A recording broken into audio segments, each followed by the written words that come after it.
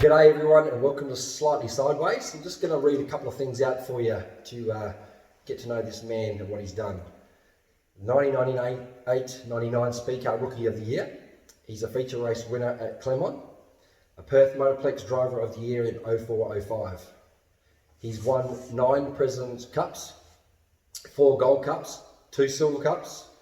He's a 6-time Speed Car King of Kwinana. 12 times Stan Kinlock Awards, being the fairest and best of WASDA. 3 New Year Speed Car Derbies. 7 Country Super Series winners. He's won the Top Dog 5 times, which is the award for the most feature wins in a season. 4 Stan Fox Awards. He's run second in an Australian title in 07-08. He's a 9-time Perth Motorplex Track Champion and a 2-time WA Speed Car Champion. And he's also won 37 feature race wins and is the leading most in history across all divisions. Just. He is the Iceman, Scotty Glazebrook. Welcome to the show. How you going? Thanks for having me. Mate, how does it feel when I read all those stats out to you? Do you think about it and go, I don't even realise I've done all that? Yeah, there's a few memories and stuff in there. We've had a pretty good run, I think, for what we did. Like, we haven't raced for a little bit now, but looking back, it's a pretty good record sheet, I think. Yeah. Now, we'll go back to the start. Like, as a kid, where did you grow up? I was born in Kalamunda, up in the hills in Perth. Lived there till, I don't know, about 7 or so. Moved down to Maddington. Dad had a business on the property where we lived. It was pretty good because he had a bit of property and, cut the teeth of motorbikes and bunga cars and stuff around the back with my brother and that. So that was pretty good. Yep. Went to Les Moody Senior High School. Finished year 12 there. That was about the end of my education, and that was about it. So growing up was pretty good. Me dad and my mum and my brother Mark. But, you say you were a good kid, or you ran a little bit of a muck, or? I think I was a good kid. I'm going to say that. I think I was a bit of a doer. Always getting into stuff and maybe run a bit more of a muck than my brother. But I was a good kid. And talking about your brother, we'll talk about Mark, who also raced and stuff that people that haven't seen that. So we'll get into that a little bit later. Yep. As a kid, when your dad was racing, run the Rebel, Southside Rebel, did you work on the cars and stuff as a young kid? Did you want to be a part of it straight away, or were you sort of the kid that kept away from it, dad just raced? And probably to begin with, I kept away from it a little bit. Because I was really young when my dad started. So a lot of the time I was, in the grandstands with a family member or a friend, but always keen to go to the races. Yeah. It wasn't probably till I was almost a teenager I started helping out, being active in the pits and washing and that, probably getting in the way a bit. But it was good. Like Friday night was always good to go down to Clermont, and even they used to do practices and stuff was good. So sometimes on Wednesday, I think Thursday or something. We'd get out of school early and get in there, and it was good. It's always good to be a part of, and Speedway's just a big family, so it's good. Made a lot of friends and that, so it's good. What age do you think, when you realised that your family was different to other families, because not everyone had a race car?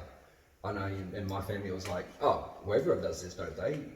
Did you get to a point where you're like, hang on, no, actually, not everyone goes to Clermont on Friday night? Yeah, I guess probably same again, early teenager, when your friends are going to basketball or going to baseball or going to parties on the weekend, and you're about to hook up the trailer and head down to Clermont or whatever. Yeah. That's probably when the biggest difference was, but that's good. I like the way it is. Yeah. As you were growing up and stuff, who were your childhood heroes at the racetrack? I mean, everyone had theirs in their divisions, and I'm sure you had your favourites as well, not just what your dad raced, but all the divisions. Who were some of them?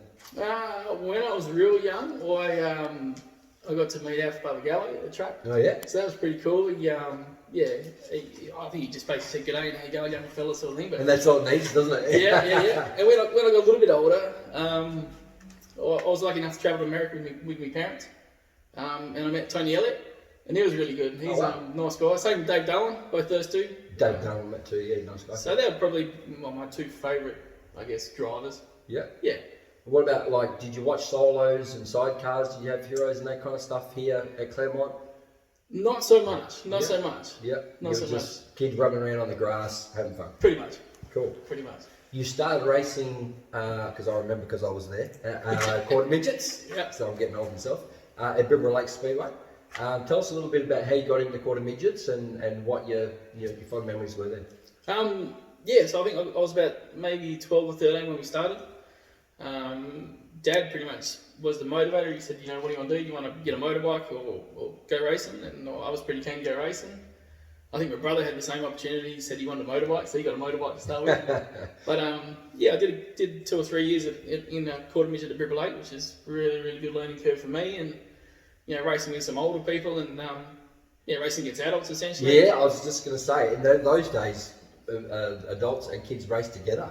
Yeah, and it was tough. You had some really, really heavy hitters and guys that had come out of go-karts who had been racing go-karts for 20 years. And it was good to cut your teeth in that. It was really good learning curve for me. Some of the races that you would have raced against then probably went on to other divisions. Can you remember a couple of people that went on to race Speedway as an adult? Yeah, the Nash brothers, they got, is it Lee and Alan? Yep. They raced, I think more Lee than Alan. But I remember they were always quick and every time they rocked up to the track they were hard to beat.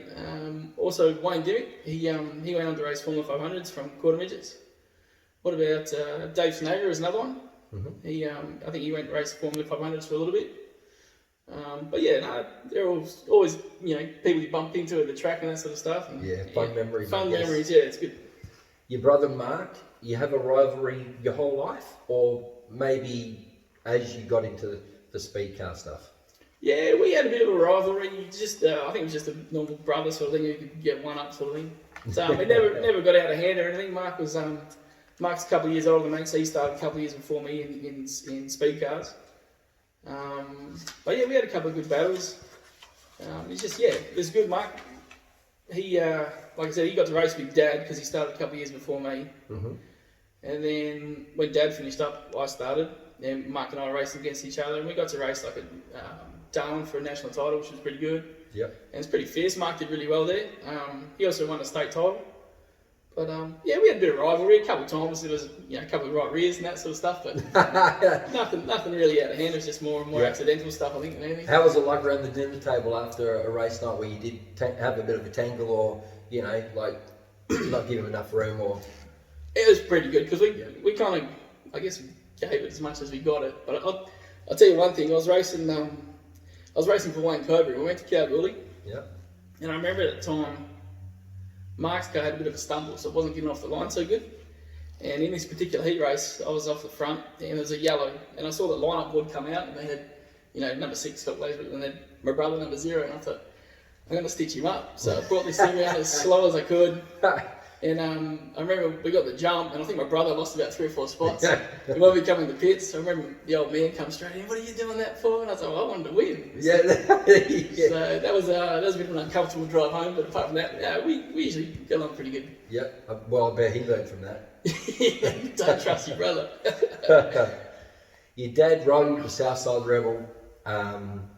What a character of the sport he was, and everyone has an opinion on everybody in Speedway. Me personally, I got along great with him. Always had a good laugh. He always had some story to tell, and so he did a lot for speed car racing in WA, and so did your mum, and which is Mandy.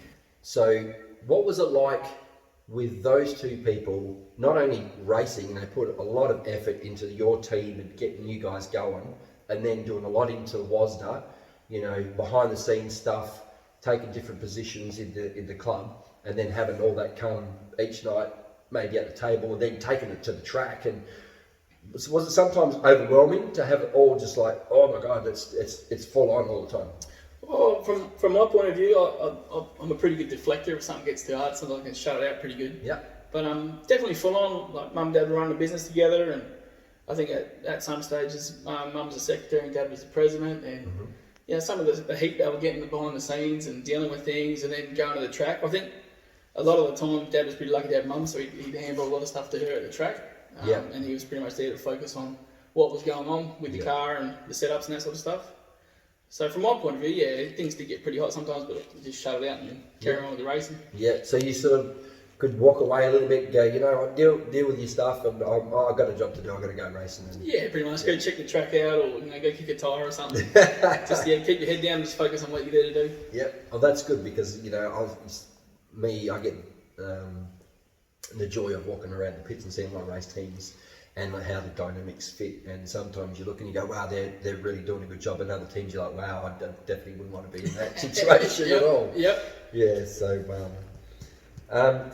when you won Rookie of the Year at Claremont and stuff, and you won your first feature race, did you actually think about it then, because it was closing in 2000? Did you get it like, wow, I've actually won a feature race at Claremont? And I think your dad said that you won too, so I'm going to believe Ron if that's right. But did it sink in, like, because it was a historic place now, that's a really cool thing to have? Probably not at the time, because when we were racing, it was just wicked. I won my first feature race, and then I won one at Claremont, and like, I'm not sure if I ran two there, but Dad reckons I did. But looking back at it now, there's not a lot of people that did get the opportunity to win one there. So I'm glad. I only got one or two there. A lot of other people got a lot more, like Neville and Figlomini. They smashed it. But starting out there, I'm glad that I did have some success there, and it was a pretty challenging track compared to like Quinana and that now. But I'm stoked. Cool.